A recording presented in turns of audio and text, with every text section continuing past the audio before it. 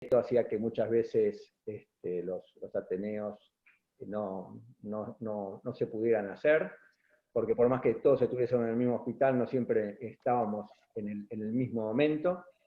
Y bueno, y esta situación de la pandemia y el desarrollo de los webinars nos da esta posibilidad, y me parece que está bueno abrirlo a la gente, abrirlo a más gente.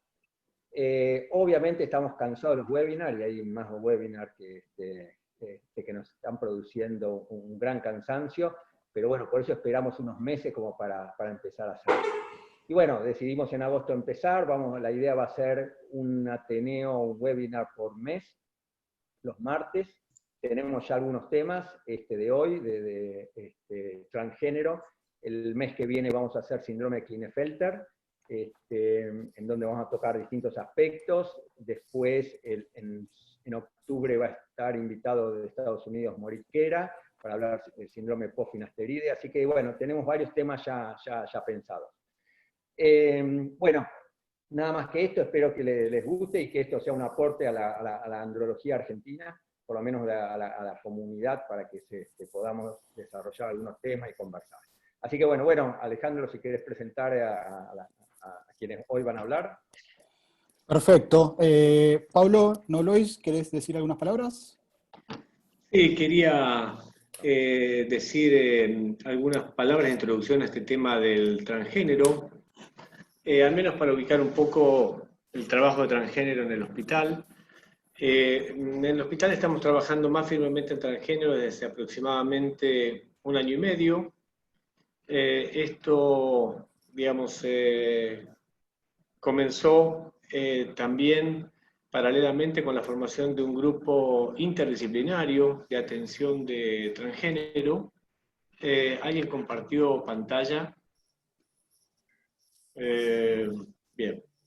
Un grupo interdisciplinario de atención de transgénero, en el cual forman parte varios sectores del hospital, tanto de adultos como pediátricos, de adolescencia, cirugía general, cirugía pediátrica, otorrinolaringología, endocrinología de adultos y endocrinología pediátrica, urología, y además algunos sectores también no asistenciales, como por ejemplo capacitación y desarrollo, comunicación institucional, informática médica, con el objetivo de poder dar una atención integral a la población de personas trans y de géneros diversos, de poder generar los protocolos de atención en el hospital de estos pacientes, y poder, digamos, adecuar también las normas hospitalarias a la atención de este grupo en particular. Los 3 disertantes del día de hoy formamos parte de este grupo interdisciplinario, desde distintas especialidades, y queríamos presentarles algo de la experiencia que tenemos recorrido en este camino, que por ahora, digamos, ha sido un camino corto, pero que nos espera, digamos, mucha tarea por delante. Así que, si querés, Alejandro, presentar a Milena. Dale. Gracias, Gastón, gracias, Pablo. Bueno, la primera disertante es la doctora Milena Mayer, es médica uróloga, especialista en andrología y reproducción y sexología clínica, y nos va a hablar sobre la diversidad en la diversidad. Mile, ¿querés ahí compartir? Sí, ahí estoy compartiendo, ¿verdad? ¿Ahí se ve? Sí, se ve. Perfecto. Bueno, muy buenas tardes a todos, bienvenidos, y muchas gracias al equipo de Andrología del Hospital por tener siempre la iniciativa de compartir y de seguir formándonos. Hoy vamos a hablar de diversidad en la diversidad, y para empezar, quería mencionar que la sexualidad nos interpela a lo largo de toda la vida. Por eso creo indispensable que este ámbito se haga visible.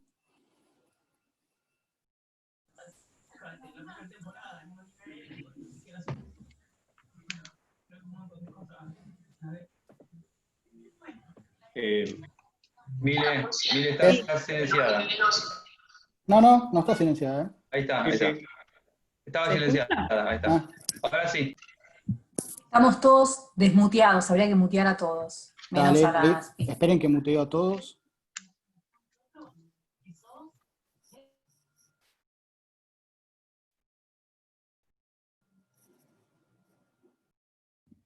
¿A mí me escuchan? Sí, dale, Mile. Una de las aristas de la educación sexual integral es el respeto por la identidad de género, por la diversidad. Y para que entremos en tema, quería mencionarles los diferentes componentes de la sexualidad de una persona, diferenciando estos conceptos. El sexo biológico es el sexo asignado al nacer, y está basado en lo que son los cromosomas, las hormonas y los genitales, ¿sí? Son estas características que definen al hombre o a la mujer, o que se define intersex si se nace con genitales ambiguos o patrones cromosómicos que no sean XX o XY. Por otro lado tenemos el género, que es una construcción social y cultural binaria, varón o mujer. ¿Qué se asocia al sexo biológico? Es lo que la sociedad espera de los varones y de las mujeres. Pero es un proceso y una vivencia singular, ¿sí? Y de este concepto de género se desprenden distintos conceptos, como es la identidad de género, que es vivir el género como cada uno lo sienta, cómo me identifico, ¿sí? Llamamos varón o mujer cis, cuando hay congruencia con mi genitalidad y cómo me identifico. O puede disentir mi identidad con el sexo biológico, como es el caso de los trans, ¿sí? Cuando hay discordancia entre la identidad de género y el sexo asignado al nacer.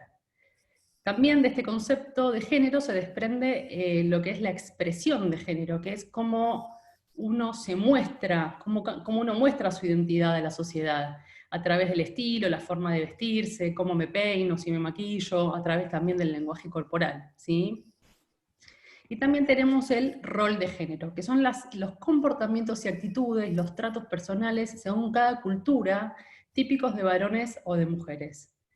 Y por otro lado, tenemos lo que es la orientación sexual, que hace referencia al sexo sobre el cual la persona siente atracción sexual, ¿sí? Esto sería lo que se diferencia en heterosexual, homosexual, bisexual o pansexual. Recordemos que este último concepto, el de orientación sexual, no es algo cristalizado y puede variar, ¿sí? Entonces, repasemos. Transgénero hace referencia a las personas cuya identidad de género es diferente del sexo asignado al nacer. Trans significa a través de, y hay un paraguas enorme con lo que respecta a estas identidades, como son las personas sin género, como son los travestis, como son los queers o no binarios, como son los artistas drags, ¿sí? O los que se identifican con el sexo opuesto. Y hoy vamos a profundizar en estas personas, ¿sí? Pero para que todos hablemos el mismo idioma, quería aclarar esto. Un varón que se siente mujer, la vamos a llamar por el género destino, mujer trans.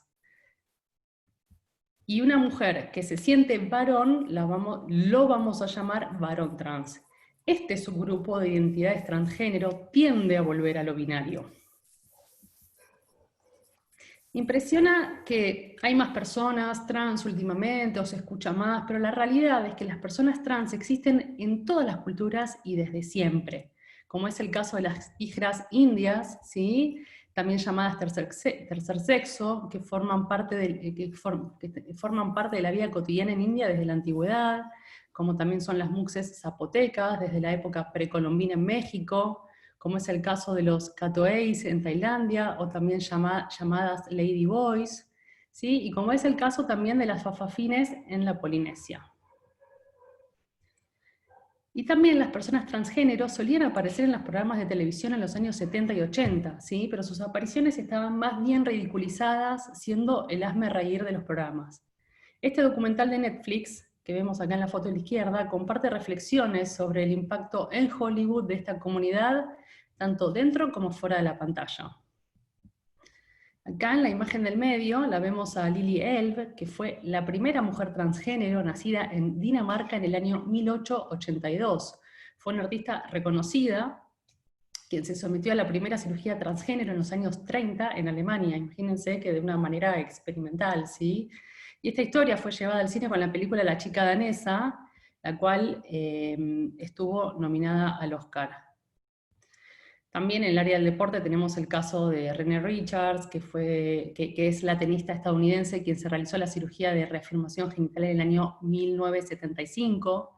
También tenemos el caso de Caitlyn Jenner, una personalidad televisiva también de los Estados Unidos. Y también, entre otras tantas, tenemos el caso del hijo de Angelina Jolie, Brad Pitt, quien ya cambió su nombre a John. Y cada vez son más los casos públicos, haciéndose más visibles las personas transgénero, globalizando la identidad, y así es como también van ganando su lugar en la sociedad. Sin lugar a dudas, un hito en la historia de la transexualidad fue cuando el DSM, que es algo así como la Biblia de psicólogos y psiquiatras, con una trayectoria de más de 60 años, en mayo del 2013 publica su última edición, que es la quinta, reclasificando y moviendo de categoría de trastornos de identidad sexual hacia una propia, nominándola como disforia de género, con el objetivo de evitar la estigmatización hacia los individuos transgénero como salida de la patologización, ¿sí? Haciéndose masiva su difusión en todos los medios. Y otro hito que claramente marcó la historia, como un antes y un después en la historia de, de las personas transgénero, fue la promulgación de la ley en el año 2012 sobre el derecho a la identidad de género. Esta ley avala que las personas trans sean tratadas de acuerdo a la identidad autopercibida e inscritas en sus documentos personales con el nombre y género vivenciado. Además ordena también todos los tratamientos médicos de adecuación a la expresión de género y tienen que estar incluidos en el programa médico obligatorio, ¿sí? Garantizando cobertura de todas las prácticas en el sistema de salud, ya sea público y privado. Y con lo que respecta a los menores de edad, la ley indica que los menores de 16 años tienen la madurez y la autonomía para decidir sobre el cuidado de su cuerpo, pudiendo empezar transición hormonal y o quirúrgica sin una instancia jurídica mediante. Y las personas que están entre 13 y 16 años tienen la autonomía para decidir sobre tratamientos que no signifiquen riesgo grave para su salud e integridad, ¿sí? Y en estos casos sí se requiere para los procedimientos médicos el consentimiento del adulto tutor. En la Argentina, si bien no tenemos datos oficiales, se estima que aproximadamente la población trans es entre 7 y 10.000, ¿sí? Según un estudio hecho en el 2018 por organismos independientes. Claramente, estos procesos y esta discordancia de la disforia de género se relacionan con muchísimo malestar, muchísima angustia, cuadros de depresión, hasta incluso ideas suicidas e intentos de suicidio, ¿sí? La mayoría de estas personas se atienden en el sistema público, también son la mayoría de ellos quienes tienden a abandonar el secundario por discriminación. La precariedad laboral es verdaderamente abrumadora, teniendo que recurrir las mujeres trans al trabajo sexual, exponiéndose al abuso, ya sea verbal, físico y sexual, ¿sí? Por estos diversos motivos, la esperanza de vida de las personas trans es de 45 años a nivel mundial, y en Argentina es entre 35 y 41 años. Por otro lado, el 68% de las personas transgénero refieren esta discordancia, esta disforia antes de los 10 años, ¿sí? Persistiendo los síntomas en más de la mitad de ellos, ¿sí? En estas etapas el asesoramiento y el acompañamiento de la persona y de su familia es el tratamiento, ¿sí? Los niños transgénero existen desde siempre. Sucede que muchas veces los adultos tendemos a pasar por alto sus derechos, invalidar sus intenciones, encasillándolos con colores y juegos en función a su genitalidad impermeabilizada. Es fundamental el acompañamiento, esperarlos, no obligarlos, y validar su identidad es lo primero, ¿sí? La disforia tiende a empeorar cuando empiezan a exacerbarse las características secundarias durante la pubertad, ¿sí? del sexo biológico. Y ahí es cuando se recomienda el manejo en equipo para discutir lo más adecuado según la situación singular de cada persona. Me gusta mucho esta frase que dice, hay sexualidades como humanos y hay sexualidades transgénero como personas transgénero, ¿sí? Con lo que respecta a la transición, son varios los pasos que se empiezan a transitar, algunos juntos y otros no, siendo variable de persona a persona en función a sus objetivos, a sus expectativas y a sus deseos, ¿sí? Lo primero, por lo general, es lo que llamamos la transición social. ¿Y qué es la transición social? Es empezar a vivir socialmente como persona del género deseado, ¿sí? Hay personas que se sienten conformes simplemente cambiando su nombre de pila. Algunos deciden llevar este cambio al DNI, mientras que otros no. Acceden al cambio de roles, la forma de vestirse, ¿sí? Y así empiezan a transitar su estilo de vida en el género deseado. Con lo que respecta a los varones trans, refieren que lo que más les molestan son las menstruaciones y las mamas, ¿sí? Y para ocultar las mamas, realizan vendajes con elásticos llamados bandings, como vemos acá en la foto, ¿sí? Que son muy compresivos y que pueden generar complicaciones, ya sea en las glándulas como en la piel, ¿sí? Mientras que en los varones trans, la técnica que lo que más les molesta son los genitales externos, ¿sí? Por eso acceden a la técnica de tacking, que es ascender los testículos hacia el canal inguinal y llevan el pene entre las piernas con cinta, y esta técnica también tiene las mismas complicaciones que lo que es el banding, ¿sí? Con lo que respecta a la transición médica, algunos acceden a la hormonización cruzada, que es la administración de testosterona en cualquiera de sus formatos a los varones trans, y estrógenos a las mujeres trans, con el fin de reducir las características del sexo biológico y desarrollar las del género a destino, ¿sí? Es indispensable el seguimiento por el especialista para evaluar las metas, estudiar el estado clínico de la persona y discutir riesgo-beneficio, explicando siempre los efectos secundarios, ¿sí? Las personas que acceden a la hormonización cruzada tienden a manifestar ansiedad por identificar los cambios corporales, por eso es indispensable ir explicándoles cuáles son los tiempos estimados, ¿sí?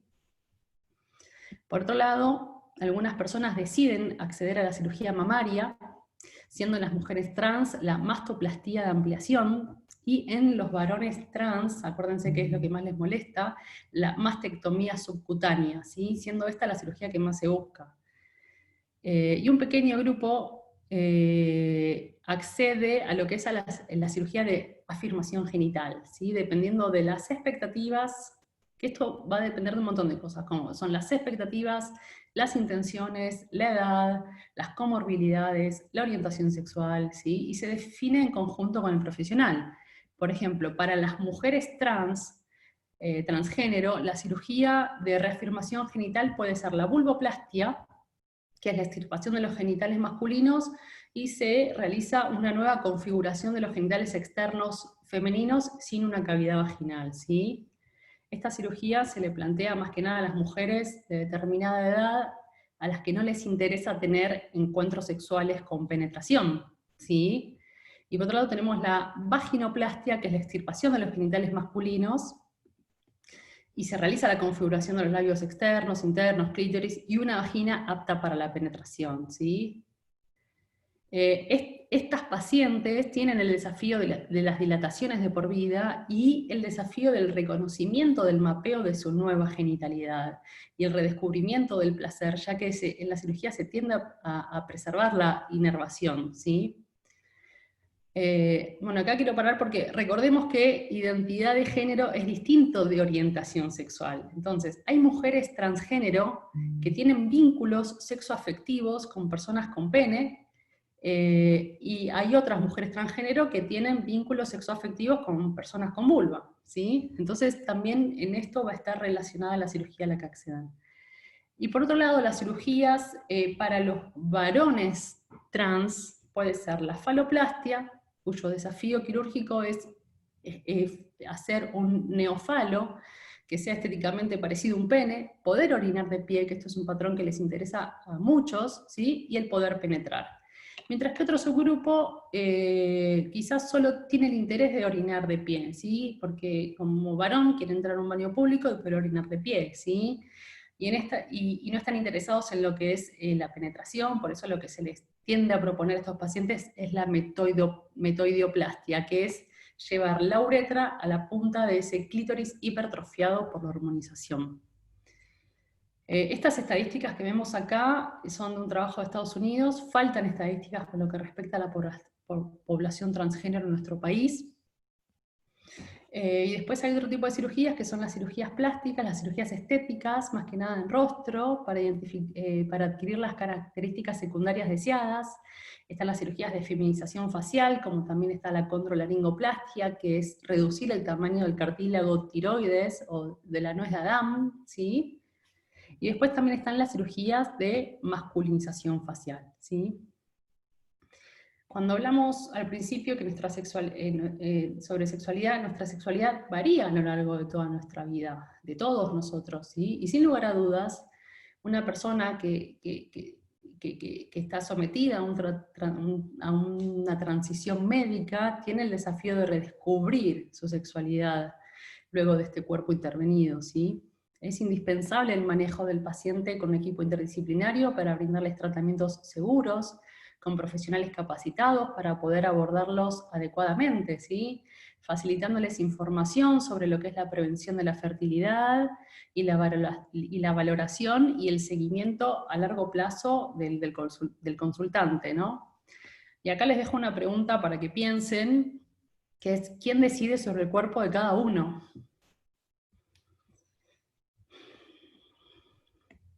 Hoy por hoy sigue existiendo una estigmatización con lo que respecta a la transexualidad, como es todo lo que respecta a la prostitución, todo lo que son las enfermedades de transmisión sexual, ni hablar lo que es el HIV. Por este tipo de estigmas sufren discriminación y segregación, ¿sí? Hoy por hoy se sigue viendo a nivel social, laboral, y muchísimas veces también se ve este rechazo en el ámbito familiar y hospitalario, ¿sí? Segregándolos, llenándolos de falta de oportunidades. El antídoto para desterrar y terminar con estos estigmas es la información. Todos los octubres, desde hace muchos años ya, se realiza la campaña Stop Trans Pathologization en 45 ciudades diferentes del mundo entero, con más de 500 redes activistas, instituciones políticas y organizaciones públicas que se unen declarando su apoyo. Y otra cosa que quería mencionar es el cupo laboral trans, que es una ley que está aprobada desde el año 2015, pero todavía no se ha reglamentado su implementación en todos los sectores del país, ¿sí? El fin de esta ley es ocupar entre el 1 y el 2% del cupo para el sector público y privado, siempre que la persona sea idónea para el cargo, con el objetivo de estimular políticas de inclusión que eviten la discriminación y la posibilidad de las personas travestis, transexuales y transgénero, para que puedan conseguir un trabajo formal y así accedan a las mismas oportunidades laborales que cualquier persona sin distinción de género, ¿sí?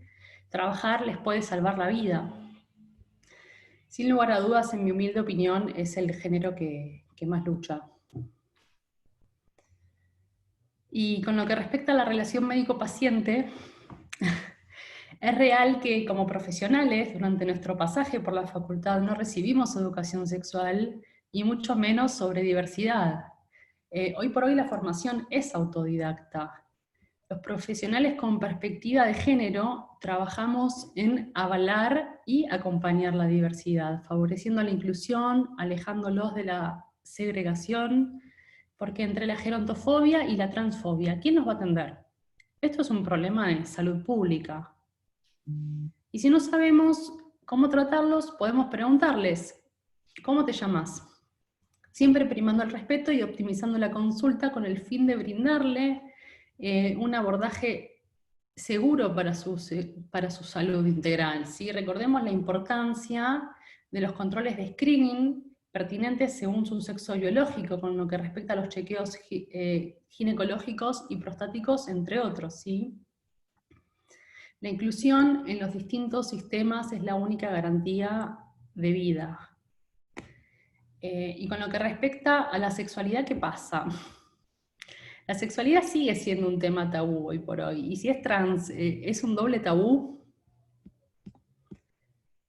Sin lugar a dudas, la atención a la diversidad, a las personas diversas, nos llena de preguntas, dudas, incertidumbre, invitándonos a cuestionarnos nuestros propios prejuicios, nos enfrenta a la diferencia, nos invita a ponernos en el lugar del otro, desarrollando la empatía, también nos invita a pensar nuestra propia adaptación, nuestra propia flexibilidad de pensamientos, aceptando al otro como es y respetándolo, ofreciéndonos a nosotros una posibilidad de aprendizaje, dándonos la oportunidad de crecer como sociedad inclusiva. La realidad es que todas las personas somos diversas.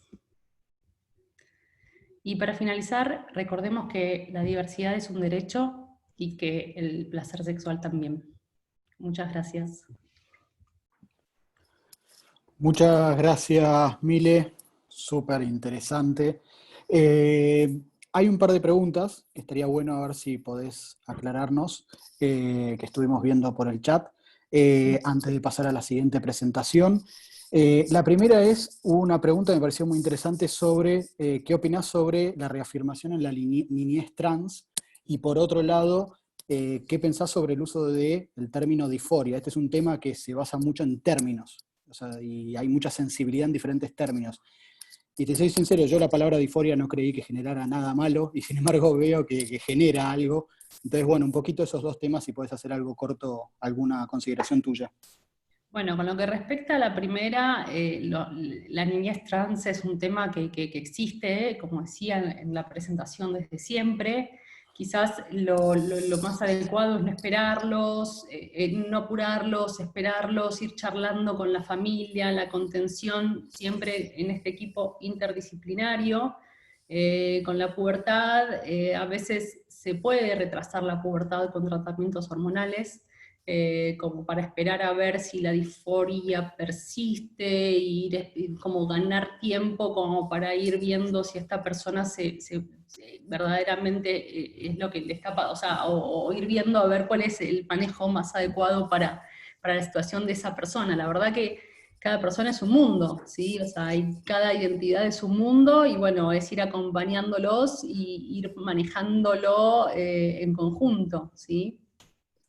Y con lo que respecta a la disforia, las personas transgénero no están de acuerdo con esta palabra, pero bueno, por otro lado, es un avance social y cultural enorme. Hoy por hoy estamos viviendo un cambio de paradigma, y que ya esto se ve así en el DSM-5, es un pequeño avance a la norma, a romper la heteronorma, por así llamarlo.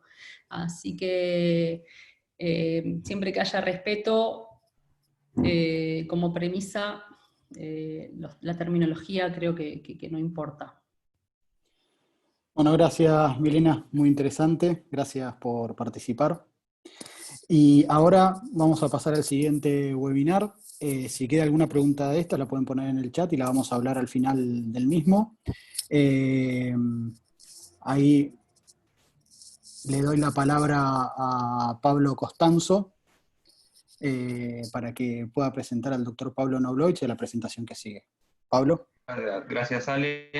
Bueno, la siguiente charla va a ser sobre fertilidad en la mujer trans. Está a cargo del doctor Pablo Knobloch. Pablo es el jefe del sector reproducción humana, que abarca andrología y endocrinología ginecológica del Servicio de Endocrinología del Hospital Italiano, y es expresidente de la Sociedad Argentina de Andrología y el actual presidente de la Federación Argentina de Sociedades de Endocrinología. Pablo, cuando quieras compartir.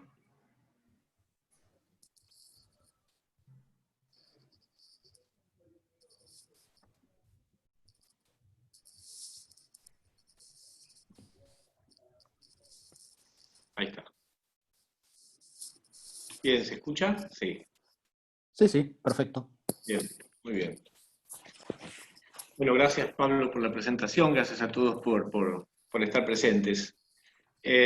Vamos a enfocar uno de los temas dentro de la salud transgénero, que es el desafío de la fertilidad en una mujer transgénero.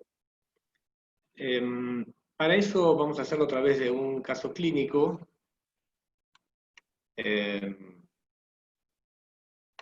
No me avanza. Ahí está. Es una mujer de 28 años de edad que consulta por deseo de fertilidad. Su pareja es una mujer cis.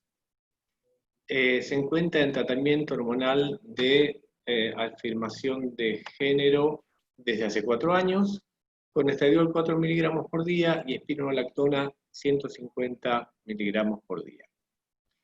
Repasemos brevemente cuáles son los esquemas de tratamiento para una mujer trans.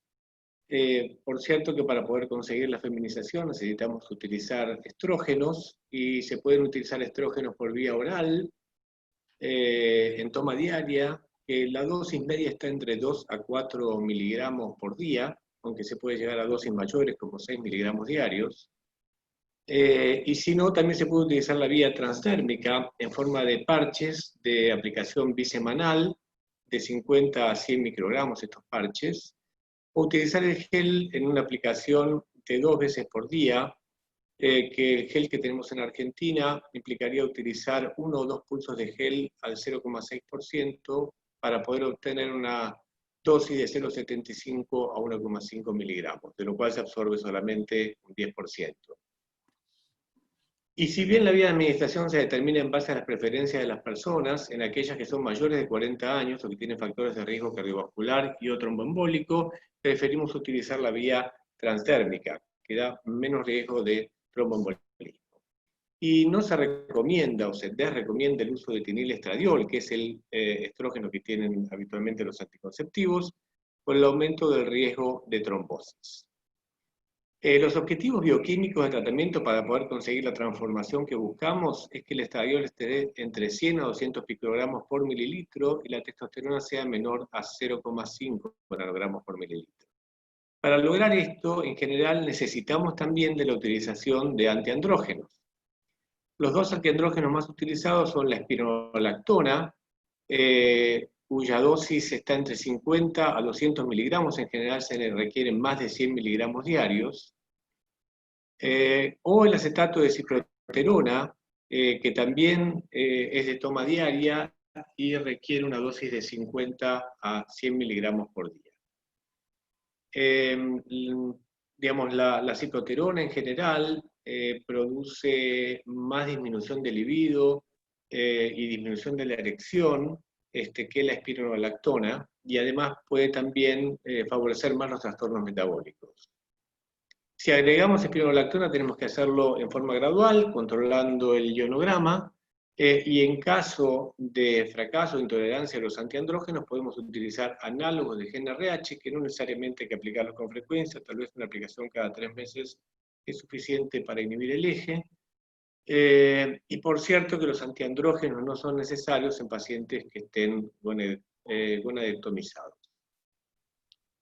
Bien, entonces nuestra mujer, nuestra paciente tiene 28 años, su pareja es una mujer cis, como decíamos, y desea conocer las posibilidades de embarazo utilizando sus propias gametas. Con el, digamos, concepto que nos comunica que no le interesa, digamos, si no quiere conseguir embarazo a través de relaciones sexuales. Y no realizó tampoco criopreservación de semen antes de empezar el tratamiento hormonal de afirmación de género.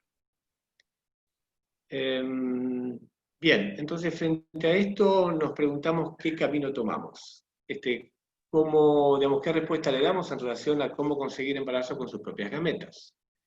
Entonces, ¿qué podemos hacer? Solicitamos un espermograma mientras está recibiendo el tratamiento hormonal, indicamos suspender el tratamiento hormonal y realizar el espermograma en unos meses. Proponemos una biopsia testicular para obtener espermatozoides y realizar un método de fertilidad asistida de alta complejidad, un procedimiento de alta complejidad, como el ICSI, o le decimos que es imposible el embarazo con sus propias gametas después de estar 4 años en tratamiento con hormonas, digamos, para afirmar su género. ¿Qué chance tenemos de encontrar espermatozoides en el eyaculado, digamos, en estas pacientes. Bien, por un lado, nuestra paciente no tenía ninguna dificultad en conseguir una muestra por eyaculación, pero recordemos que muchas de las mujeres trans no desean masturbarse, y algunas incluso experimentan aversión a sus propios genitales. Con lo cual, en este caso, digamos que la paciente sí tenía posibilidad de obtener una muestra por eyaculación. Una de las posibilidades era que obtuviera una muestra durante el tratamiento hormonal.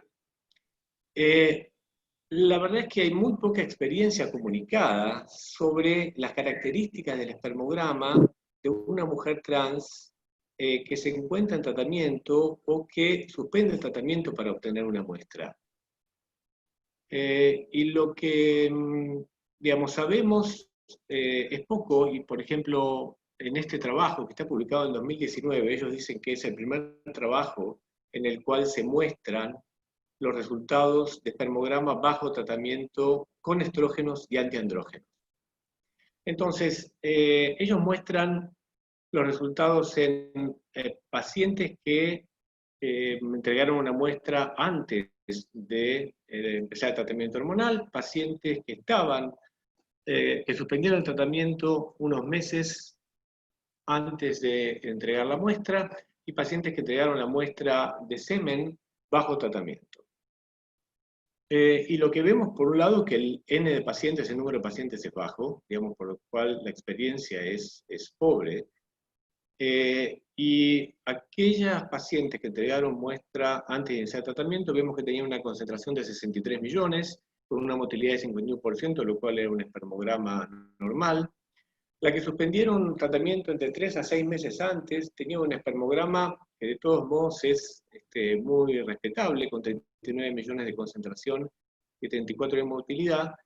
Y aquellas que entregaron la muestra bajo tratamiento tenían una concentración más baja, 2.400.000, con una motilidad también baja, pero de estas 7 había 2 que tenían azoospermia y que no presentaban espermatozoides en eyaculado, pero el resto sí tenía espermatozoides.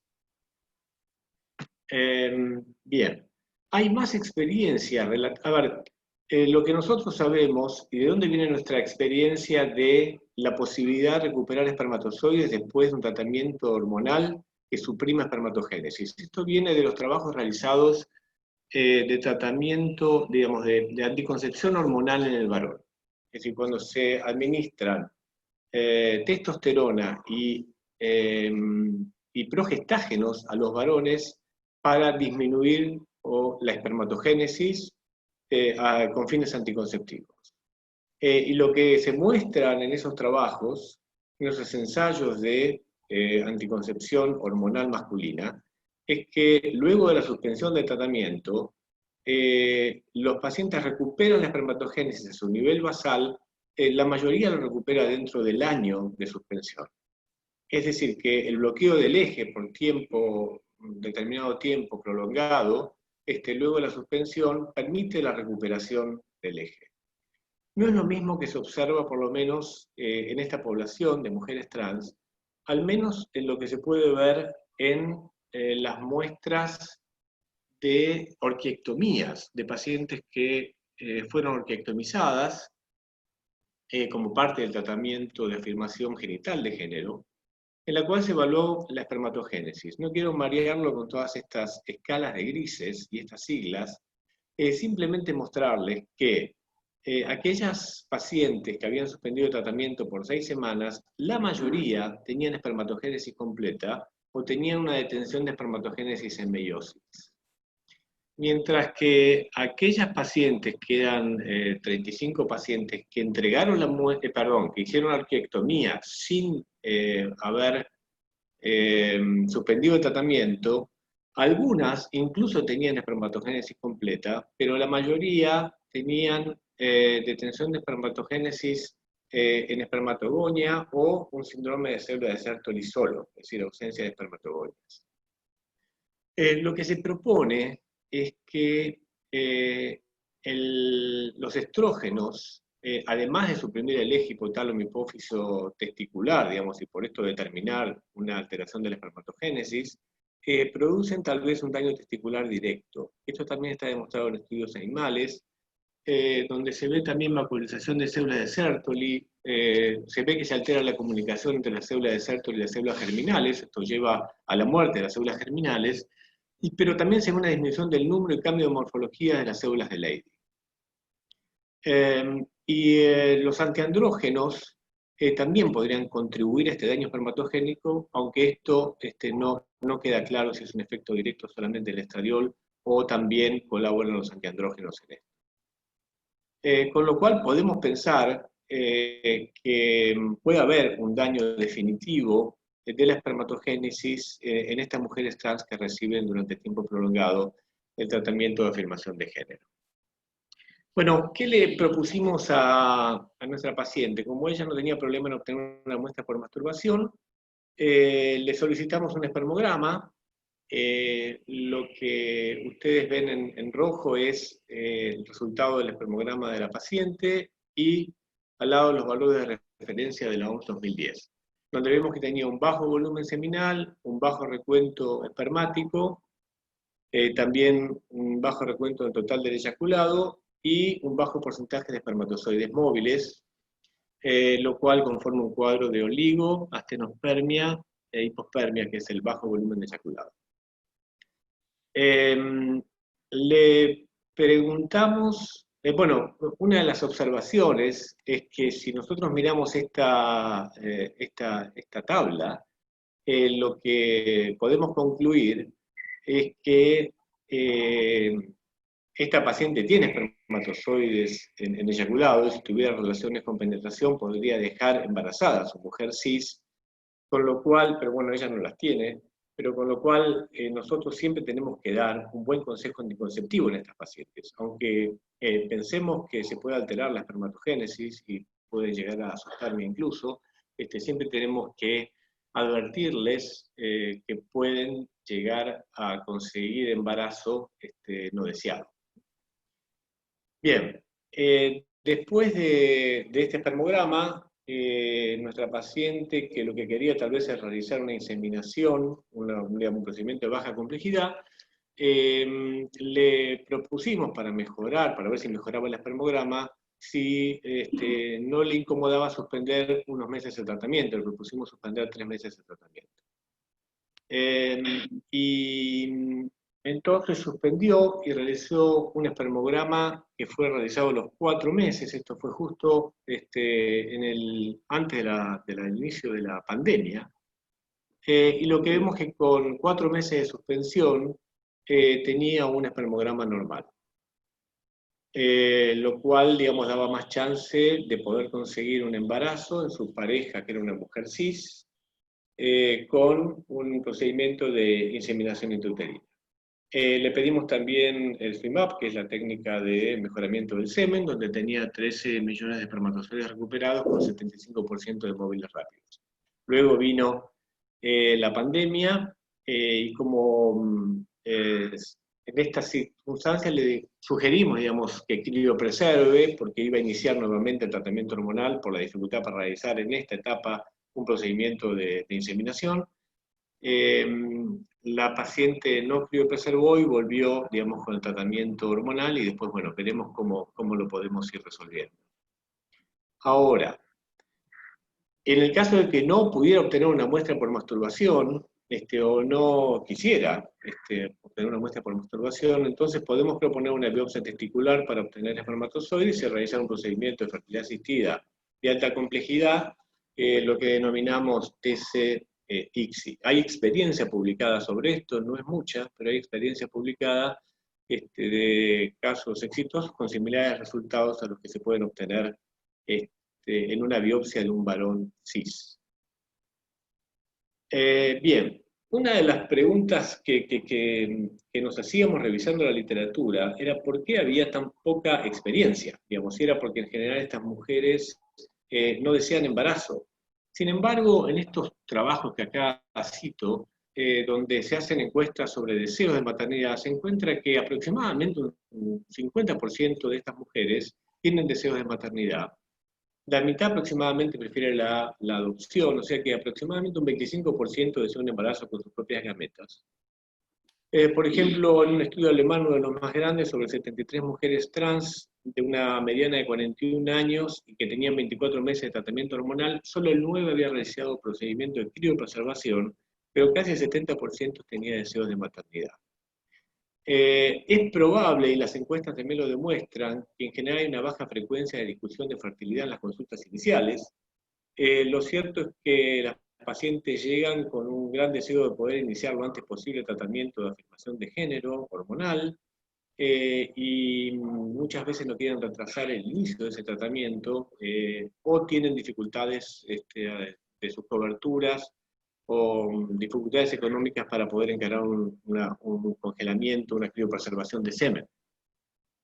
Pero yo creo que tendríamos que ser claros e insistentes con eso hasta que tengamos más evidencia. Por otra parte, esta población, digamos, cada vez es más joven la población que llega a pedir tratamiento de afirmación de género, y lo cierto es que a esa edad, digamos, una media de 22, 24 años, en general no se está pensando en la parentalidad futura, ¿no? Hay una experiencia muy buena del grupo del Hospital Fernández, de digamos, la doctora Calvar, que presentaron en el último congreso de la Sociedad de Endocrinología, en el cual ellas realizan una encuesta de deseo de parentalidad y fertilidad en personas transgénero, 432 personas trans, de las cuales 220 eran mujeres trans, y lo que encuentran que el 50%, similar a lo que describía la literatura internacional, tenían deseo de parentalidad, y 23% de tener hijos biológicos. O sea, un 25% desearía tener hijos con sus propias gametas. Bien. Entonces, las opciones para la preservación de la fertilidad, y por eso yo decía, debemos ser insistentes, o por lo menos muy claros en las consultas iniciales, es que hagan la criopreservación de semen, o eventualmente hacer criopreservación de embriones con ovocitos de la pareja o donados, y lo que es experimental es criopreservación de espermatogonias o del tejido testicular. Las opciones de fertilidad para estas pacientes son la suspensión de tratamiento hormonal para un embarazo natural, en caso de que tenga relaciones vaginales, fertilidad asistida de baja o alta complejidad con o sin suspensión de tratamiento hormonal con el semen de la paciente, que es una de las opciones que tomó nuestra paciente, o fertilidad asistida de alta complejidad, ICSI, con espermatozoides de biopsia testicular, en caso de que no sea posible o no desee, digamos, obtener una muestra de eyaculado. Bien, el mensaje principal, creo yo, en esto hoy, cuando todavía no tenemos evidencia suficiente, es tener conciencia que un 25% de las mujeres trans en algún momento de su evolución desean maternidad utilizando sus propias gametas, y esto lo tenemos que aclarar a la paciente que viene por primera vez a iniciar tratamiento, que sabemos que una de cada 4 van a desear, van a tener este deseo, y que el tratamiento hormonal puede llegar a afectar la espermatogénesis y que tenemos que aconsejar la criopreservación antes de iniciar ese tratamiento. Bueno, muchas gracias por vuestra atención. Bueno, gracias Pablo. Vamos a algunas preguntas. La pregunta que te hago es si tenemos idea en el hospital más o menos cuánto es el deseo de preservación de fertilidad de nuestras mujeres trans. Sí. De las mujeres que hemos atendido, que hasta este momento son aproximadamente 20 mujeres trans, solamente una deseó criopreservar antes de iniciar tratamiento. A ver, una pregunta de Catamarca. Alejandra Bosa, que pertenece al equipo interdisciplinario de acompañamiento de niños y adolescentes trans, pregunta cómo abordar este tema de fertilidad en los adolescentes que aún no saben si quieren ser padres, digamos. Nosotros no tenemos mucha experiencia en adolescentes, pero no sé si querés aclarar algo. No, yo creo que, digamos, a ver, un adolescente que está definido iniciar tratamiento hormonal, por un lado que seguramente está muy informado, porque habitualmente se informan por su cuenta, pero creo que está en condiciones también de recibir esta información, que pueda recibir la información de cuáles, digamos, que seguro que no tiene en este momento claro si desea o no ser madre más adelante o padre más adelante, digamos, ¿sí? En el caso de varón trans. Pero que uno debe, digamos, brindarle toda la información como para que pueda decidir y podamos charlar y pueda preguntar. Y además quizás ni pensó en la posibilidad y uno al ponerlo en palabras también hace que eso sea posible, ¿no? Tal cual.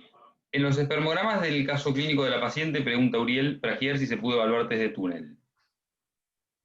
No, es que tampoco lo creíamos necesario, digamos, queríamos ver primero la calidad del espermograma que obteníamos y tampoco iba a ser un procedimiento de fertilidad asistida con ese espermograma, digo, de alta complejidad, con lo cual no lo hicimos, no.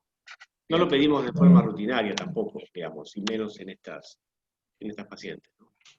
Fernanda Lutgian de Mar del Plata pregunta si ante el deseo de fertilidad siempre se pide primero el espermograma bajo tratamiento o si directamente se suspende. Creo que algo dijiste de esto. Sí, yo creo que esto es una cosa que podemos conversar con la paciente, digamos, ¿no? Esta paciente tenía una actividad masturbatoria frecuente, con lo cual no tenía ningún problema, digamos, en obtener una muestra bajo tratamiento y después, en caso de que esa muestra no fuera satisfactoria, suspender el tratamiento y realizar otro espermograma. A veces lo más difícil es que suspendan el tratamiento. Digamos, que estas mujeres no quieren suspender el tratamiento, obviamente, no quieren perder, digamos, lo que han ganado con el tratamiento, y entonces la única opción es, si lo desean, obtener una muestra bajo tratamiento. Pablo Ferrada de Mendoza dice que existe algún vacío legal en relación a aspectos de criopreservación de gametas en estos pacientes y que existen reportes no concluyentes del uso de ciproterona en relación al riesgo de desarrollo de meningiomas. No sé si leíste algo de eso. Sí. Hay reportes muy recientes sobre la ciproterona como responsable del desarrollo de meningiomas. Sí, tal cual. Y en cuanto al vacío legal, bueno, Pablo tiene experiencia ya de varios años, digamos, en esta cuestión. Lo cierto es que cuando uno habla con gente que ya tiene experiencia en esto, digamos, centros que ya hace años que ven en estas pacientes, hay muy poca experiencia también, porque no son muchas las que actualmente desean embarazos con sus propias gametas. Esto es por lo menos lo que yo he recibido de los centros de Buenos Aires. Bien. Creo que estamos en tiempo, Alejandro, ¿no? Sí, creo que estamos bien para, si te parece, podemos pasar a la siguiente. Vale. Gracias, Pablo. Te doy la palabra, Ale, para que sigas. Muchas gracias, Pablo. Gracias por las preguntas. Ahora vamos a presentar al doctor Federico Tirapegui, es médico urólogo del Servicio de Urología del Hospital Italiano, y nos va a hablar sobre parte de su experiencia en la Universidad de Illinois sobre sexualidad en pacientes trans. Así que bienvenido, Fede, gracias y es todo tuyo. Gracias, Ale. Buenas noches a todos. Gracias por estar ahí. Ahí se ve mi presentación, ¿verdad, Ale? Sí. Bueno. La idea era compartir con ustedes una revisión no sistemática que hicimos junto a urólogos de la Universidad de Illinois en Chicago durante mi rotación el año pasado. Aclaro que esta es una presentación destinada a personal médico. Disculpen si les aviso porque hay algunas imágenes un poco sensibles y si hay gente que no sea del ambiente de la medicina, bueno, abstenerse. Y con respecto a esto que veía en el chat de la disforia de género, de usar o no la palabra, la verdad es que así es como están las publicaciones, así que lamentablemente la voy a usar. No es mi intención ofender a nadie y la usamos como sinónimo de malestar o disconfort que genera esta incongruencia entre la identidad de género y el sexo asignado al nacer. Como decíamos, para el tratamiento de este disconfort, de esta disforia de género, los pacientes pueden hacer una transición. La transición puede ser social, como decía Milena, con el cambio de nombre, cambio de vestimenta, cambio de roles, o puede ser una transición médica que incluye el tratamiento hormonal, como explicó Pablo, o puede incluir la cirugía. Y dentro de la cirugía tenemos la cirugía mamaria, la cirugía feminizante o masculinizante facial, y la cirugía genital. Cuando hablamos de cirugía genital, nos referimos a la vaginoplastía en las trans mujeres y a la faloplastía en los trans hombres, pero el tipo de cirugía que hagamos va a depender de muchos factores. Por ejemplo, de la edad de los pacientes, de las comorbilidades, de la orientación sexual y de las intenciones de los pacientes. Por ejemplo, si tenemos una trans mujer que tiene una pareja hombre y quiere tener relaciones con penetración, vamos a ofrecerle una vaginoplastía con una cavidad de entre 15 y 17 centímetros para que pueda cumplir este fin. Ahora, si tenemos una mujer trans que tiene una pareja mujer y no tiene ninguna intención de tener relaciones con penetración, o una mujer trans que tiene una pareja hombre y mantienen relaciones anales y no le interesa tener penetración vaginal, o una persona de cierta edad, una trans mujer de cierta edad que no le interesa tener relaciones sexuales, le vamos a ofrecer una vulvoplastía que consiste en crear el aspecto externo de los genitales, de aspecto femenino, sin crear una cavidad. Y esto da muchas ventajas desde el punto de vista del posoperatorio, porque tiene muchas menos complicaciones, y además las vaginoplastías hay que dilatarlas diariamente de por vida, con lo cual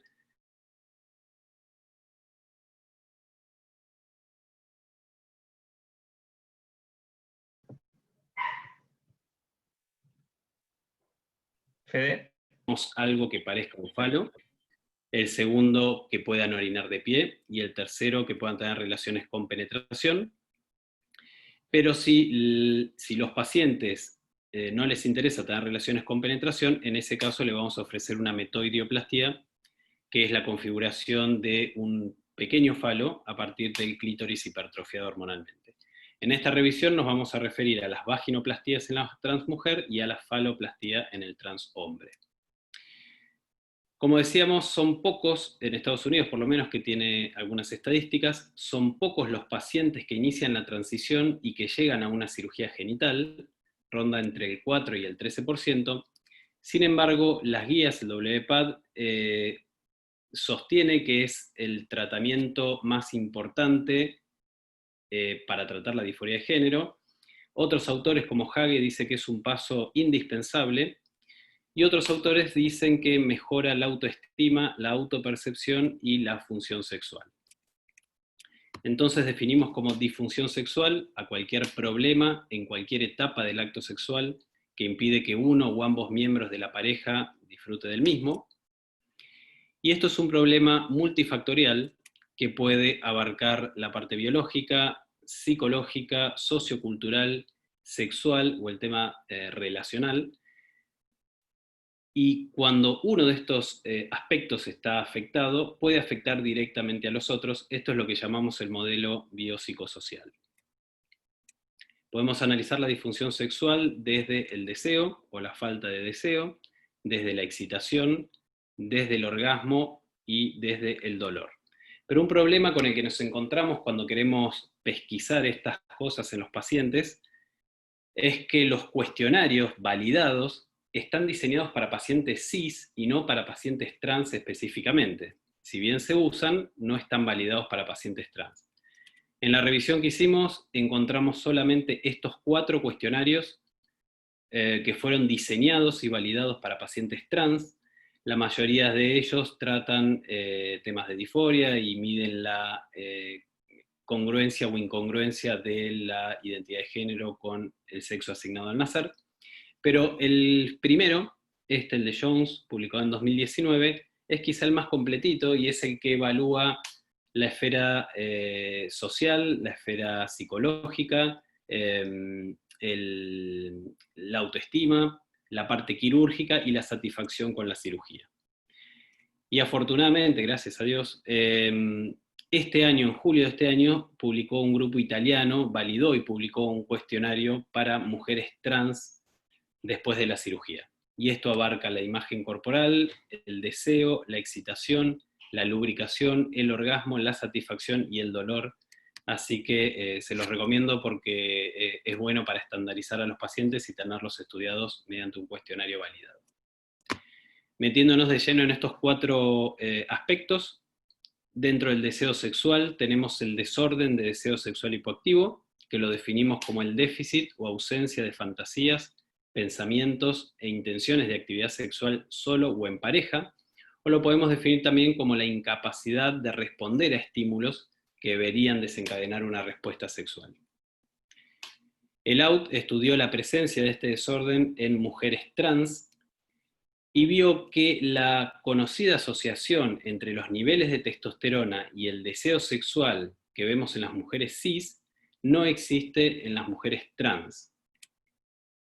Weir, por su parte, refiere que el 76% de las mujeres trans raramente o nunca experimentaron deseo sexual espontáneo o en respuesta a un estímulo, pero solamente el 33% de ellas lo vive como un problema, con lo cual esto da una tasa global de presencia del desorden en mujeres trans del 22%, que es similar a las cifras que están publicadas para mujeres cis.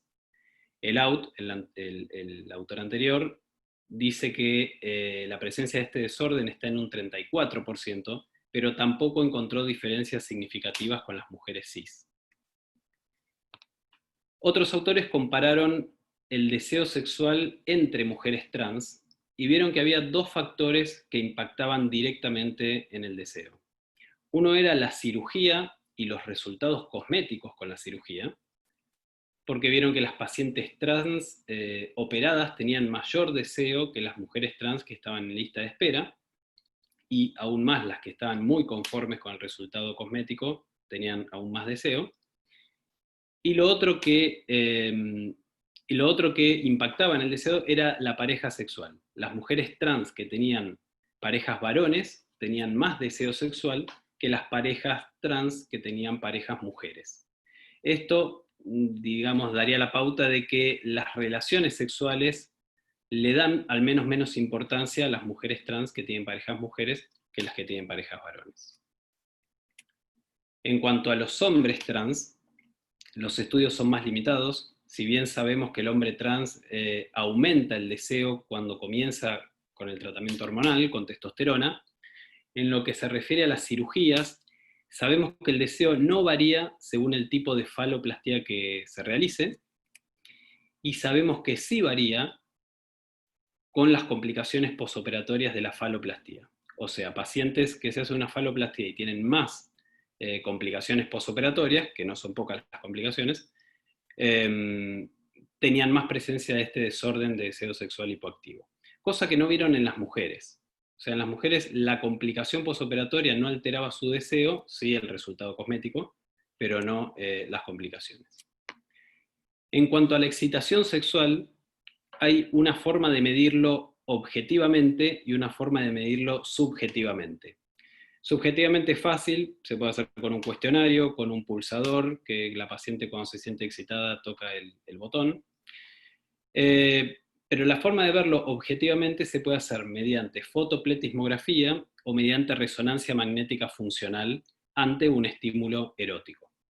Para los que no saben, como yo, que no sabíamos qué era la fotopletismografía, es lo que usan los oxímetros de pulso.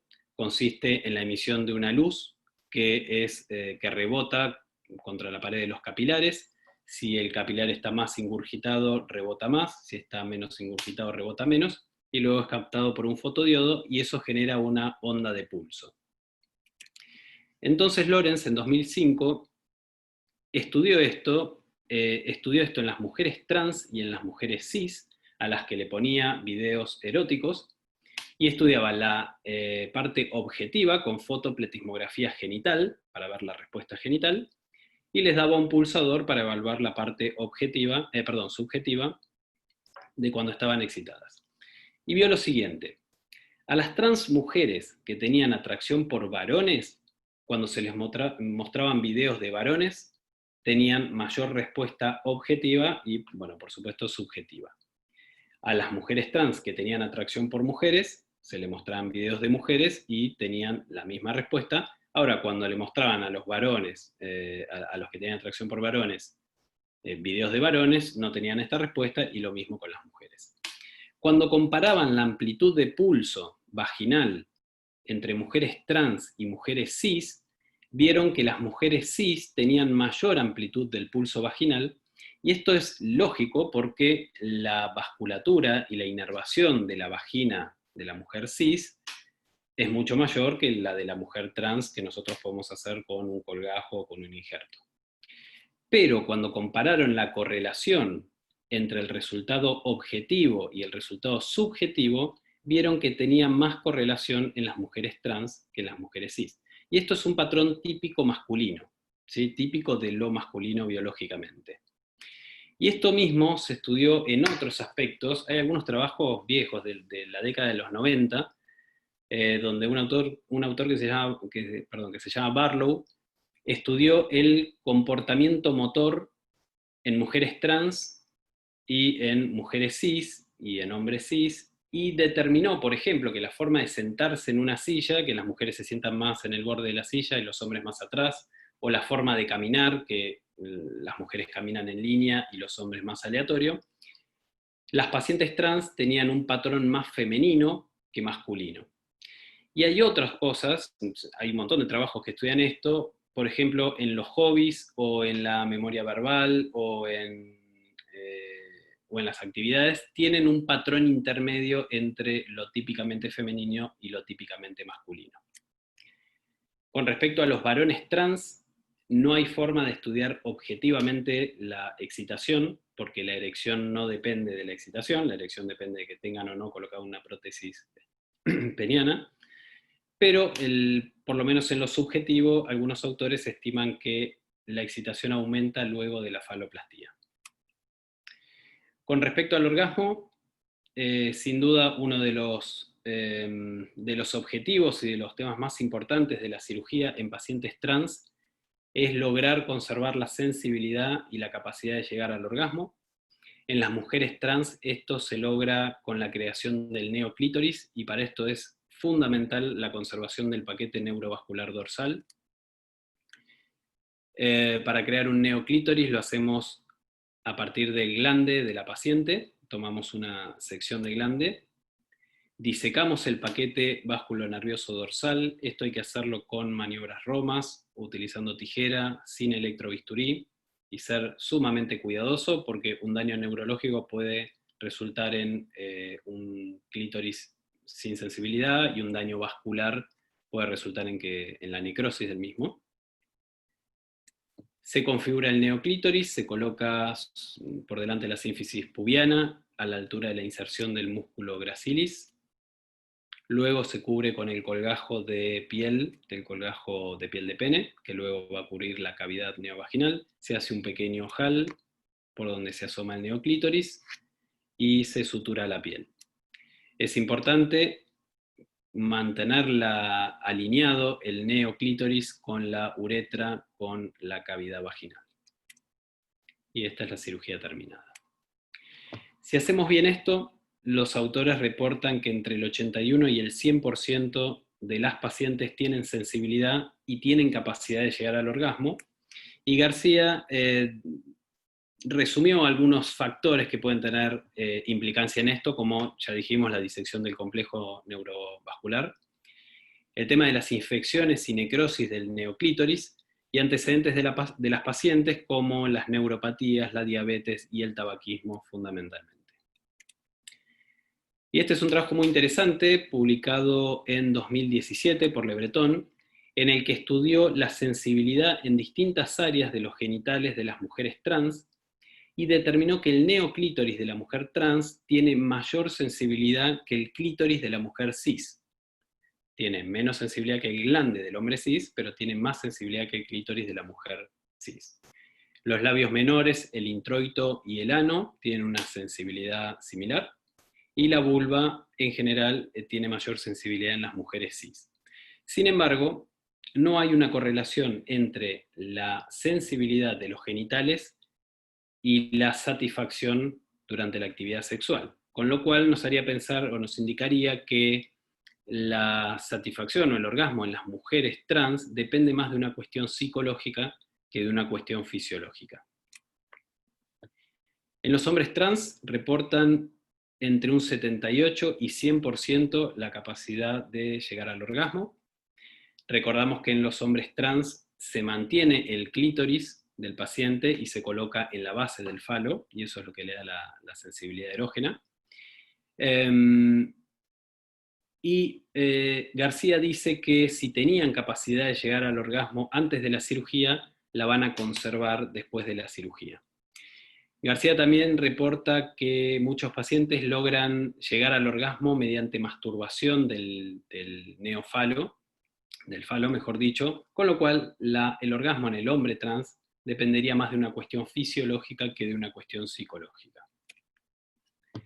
El dolor es un tema presente en muchas mujeres trans durante las relaciones sexuales. Estamos hablando de mujeres trans después de la cirugía, ¿no?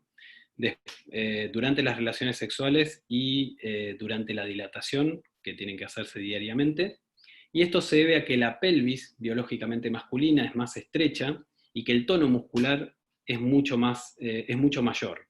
No se sabe muy bien el mecanismo, pero se cree que es por la exposición a los andrógenos y por la deprivación androgénica. Perdón, exposición a estrógenos y por la deprivación androgénica. Por lo tanto, Manrique estudió la presencia de síntomas de hipertonía del piso pélvico antes y después de las cirugías y determinó que el 77% de las pacientes tenían síntomas antes de la cirugía. Por lo tanto, él recomienda la kinesiología perineal antes y después de la cirugía para ayudar a relajar la musculatura pelviana. En los varones trans, el dolor suele aparecer en los que tienen prótesis penianas colocadas, y esto se da por compresión de la prótesis contra el pubis o compresión de la prótesis contra la piel del colgajo. Entonces la recomendación es utilizar prótesis inflables de 2 o de 3 componentes, no utilizar prótesis maleables, y por el riesgo de erosión o de infección, sugiere también cubrir los cilindros con parches de, hay un producto que se llama Dermapure en Estados Unidos, que es piel descelularizada, o se puede utilizar Gore-Tex o pericardio bovino, para darle más resistencia a los cilindros. Resumiendo, los problemas de disfunción sexual en los pacientes trans hay que abordarlos en forma multifactorial. Hay pocos, pero hay al menos 2 cuestionarios validados diseñados para pacientes trans. En cuanto al deseo, recordamos que muchas mujeres trans no tienen deseo sexual, pero unas pocas lo viven como un problema, y esto es muy similar a las mujeres cis, y se vieron estos 2 factores que pueden impactar en el deseo, como la cirugía y especialmente los resultados cosméticos, y la pareja sexual. Y en los hombres trans, el deseo, recordamos que se ve alterado por las complicaciones posoperatorias. En cuanto a la excitación, recordamos la correlación que hay entre lo objetivo y lo subjetivo en las mujeres trans, que es mejor que en las mujeres cis, y en los varones que, no hay forma de medir la parte objetiva, pero que suele haber un aumento de la excitación luego de la faloplastía. En cuanto a el orgasmo, lo vemos presente y en gran número en ambos, en trans mujeres y trans varones después de la cirugía. En las trans mujeres parecería depender de una cuestión más psicológica que fisiológica, y en los varones de una cuestión más fisiológica. Y por último, el dolor. En las trans mujeres está recomendada la kinesiología perineal, en las trans mujeres dije sí, la kinesiología perineal, y en los trans varones hay que estar atento al tipo de prótesis. Nada más, muchas gracias. Muchas gracias, Fede. Espectacular. La verdad, la rotación que hiciste fue increíble. No me imagino lo que debe haber sido para vos estar ahí, todo lo que debes haber aprendido. Te hago una pregunta que haré acá en el chat, me pareció interesante. ¿En estas pacientes hay alguna consideración en cuanto a tal vez el cáncer de próstata, o la posibilidad de hacer una prostatectomía radical? ¿Alguna consideración en torno al cáncer de próstata? Sí, esa pregunta es muy buena. No lo expliqué porque no estuve hablando de la cirugía particularmente, pero sí, ese es un tema importante. La próstata en la mujer trans no se saca. O sea, hay que pesquisar cáncer de próstata antes, mediante un tacto rectal, mediante PSA, además de evaluar la función urinaria con una ecografía, y con una flujometría, pero hay que seguir buscándolo después. No tengo acá el slide, pero hay una revisión sobre cáncer de próstata en mujeres trans, y hasta el momento, bueno, la revisión es de 2018 y hay 10 casos publicados. No hay más que eso. Obviamente cuentan cada uno cómo lo trató, son reportes de casos, pero bueno, existen y hay que estar muy atento con eso. Bien.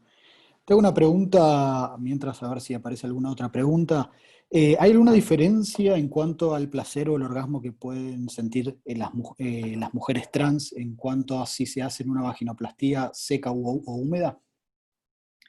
Bueno, en realidad la vaginoplastía húmeda, a los que no saben qué es hacer la cavidad con intestino, y seca es hacer una cavidad, un espacio entre la próstata y el recto, y tapizarlo con un colgajo de piel de pene, o piel de escroto, o de peritoneo.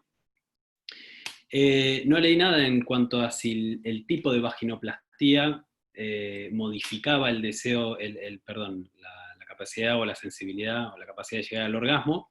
Lo que sí sé es que las vaginoplastías húmedas dan además esa sensación de tener un flujo, y bueno, eso ayuda también, porque parece incluso más natural. Las pacientes que se hacen una vaginoplastía, como les decía, sin intestino, tienen que lubricarse mucho y de por vida. Con cada dilatación, con cada relación sexual, la vagina no se lubrica sola. Bien, gracias. Hay otra, si es necesario suspenderla el reemplazo hormonal previo a la cirugía, y si es así, de qué manera y cuándo reiniciarlo, etc. Sí, en las mujeres trans es muy importante suspender los estrógenos, no es necesario suspender el bloqueo androgénico, esto por el riesgo de trombosis venosa profunda que pueden causar los estrógenos sumado a una cirugía pelviana. Hay que suspenderlos 15 días antes y se pueden retomar entre 15 días y un mes después. Bien. Y sobre, esta pregunta me parece muy interesante, sobre algún trabajo que hable sobre el testimonio de las parejas, no tanto del placer de la mujer trans operada, sino de la pareja, es decir, la satisfacción de la pareja con esa nueva situación. Mirá, particularmente de eso no leí. Lo que sí leí es, lo leí un montón, pero bueno, hablaba de cómo un porcentaje de pacientes cambian la orientación sexual después de la cirugía. Porque hay mujeres que tienen parejas mujeres, y trans mujeres, por ejemplo, tienen parejas mujeres antes de la cirugía, se operan y le empiezan a gustar los hombres, y al revés. Lo que sí es llamativo es que tanto trans mujeres como trans varones, antes de la cirugía, la mayoría tenían parejas mujeres. Después algunos cambian y algunos no, pero la mayoría tienen parejas mujeres, y ahí mismo el trabajo analizaba por qué puede pasar esto, y en realidad la mujer es mucho más tolerante quizá que el hombre, entonces eso puede explicar un poquito más, por qué aceptan estas condiciones de otra manera. Bien, bueno, la última pregunta, así vamos cerrando. Acá nos preguntan, más o menos en Argentina, ¿cuántos centros ya están empezando a hacer este tipo de cirugías? Si esto ya se empezó a divulgar un poco más y en dónde lo están haciendo. Sí, actualmente en Argentina se hace en el Hospital Durán, se hace en alguna clínica en Bariloche, no recuerdo bien. Y bueno, acá en el hospital hay varios grupitos que están empezando, y acá en el hospital, como contaba Pablo, empezamos hace 1 año y medio, así que bueno, trabajando en equipo, multidisciplinario por supuesto. Bien. Pero hay varios centros y sí, es una cirugía que cada vez se está haciendo más. Muchas gracias, Fede. Vale, en 5 minutos o menos nos cortan el Zoom. Perfecto. Recordamos el próximo. Sí, dale. El próximo martes 22 de septiembre es sobre síndrome de Klinefelter. Se va a hablar sobre fertilidad, sobre espermatogénesis, va a estar invitada la doctora Roberta Cibrano, y sobre aspectos metabólicos y alteración ósea y otras alteraciones, otras patologías asociadas. No sé si Pablo o Gastón quieren hacer un cierre del de hoy.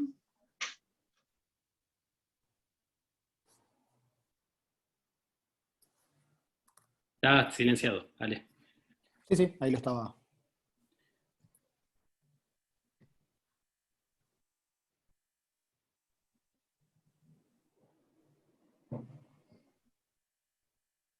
Bueno, van a hacer un cierre con mímica. Ahí está. Bien. No, digo, agradecer a todos los participantes por la presencia, que hemos mantenido un interesante número a lo largo de todas las presentaciones, y agradecer a Mile y a Fede por las excelentes presentaciones. Y bueno, nada, y gracias por sumarse a la andrología, al transgénero, a todos los que han participado, y los esperamos en el próximo webinar, que va a estar muy interesante. Yo hice el chiste, creo que alguien lo hizo también en el chat, de que estos webinars tendrían que ser con H inicial y no con W, por tratarse de andrología.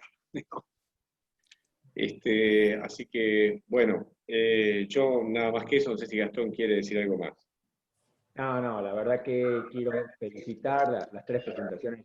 A mí me encantaron, me parece que es un excelente inicio de estos webinars con H.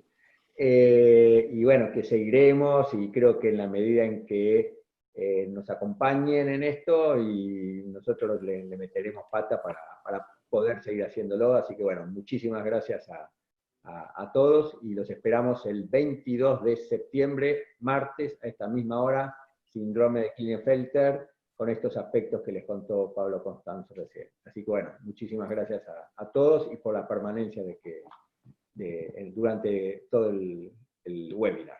Bueno, gracias. Muchas gracias a todos. Y gracias a los coordinadores, a los operadores. Constanzo. Con algunas trabas, pero para... bastante bien. No, Bueno, para el 2021 estamos aceitados.